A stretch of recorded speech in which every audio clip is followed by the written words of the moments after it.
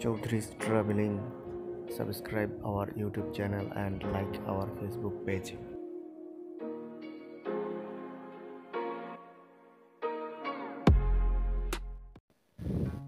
আসসালামু আলাইকুম প্রিয় দর্শক, আজকে আমি হাজির হয়েছি বাংলাদেশ লোক ও কারুশিল্প ফাউন্ডেশনের অধীনস্থ শিল্পাচার্য জয়নুল আবেদিন লোক ও কারুশিল্প জাদুঘর, যা সোনারগাঁ জাদুঘর নামেও অনেকে চিনেন। প্রিয় দর্শক, এই জাদুঘরে প্রবেশ করার পর এর উত্তর দিকে দেখবেন বড় সর্দার বাড়ি বা ইশাখার জমিদার বাড়ি এবং দক্ষিণে কার পার্কিংটি দেখা যায় এবং মাঝখান দিয়ে সোজা চলে গেছে শিল্পাচার্য জয়নুল আবেদিন লোক ও কারুশিল্প জাদুঘর ভবনের দিকে। আপনারা দেখতে পাচ্ছেন জমিদার বাড়িটি নতুন করে সংস্কার করা হয়েছে, এখন খুবই সুন্দর দেখায়। এই বড় সর্দার বাড়িটি প্রায় 600 বছরের পুরাতন একটি জমিদার বাড়ি। এটি বর্তমানে কোরিয়ান একটি কোম্পানির সহায়তায় পুনর্সংস্কার করা হয়েছে। মূল কাঠামো ঠিক রেখে নতুন করে এটির সংস্কার ও সংশোধন করা হয়। বর্তমানে এই সর্দার বাড়িতে প্রবেশ করতে 100 টাকা মূল্যের টিকিট কেটে প্রবেশ করতে হয়। আপনারা দেখতে পাচ্ছেন শিল্পাচার্য জয়নুল আবেদিনের আঁকা একটি বিখ্যাত ছবির মুরাল এখানে রয়েছে। এটি দেখতে খুব সুন্দর। এখন দেখতে পাচ্ছেন শিল্পাচার্য জয়নুল আবেদিন লোক ও কারুশিল্প জাদুঘরের মূল ভবনের পথ এটি। মূল প্রবেশ গেট থেকে এই জাদুঘর ভবনের দিকে এই পথটি এসেছে। এখন দেখতে পাচ্ছেন শিল্পাচার্য জয়নুল আবেদিনের মুরাল।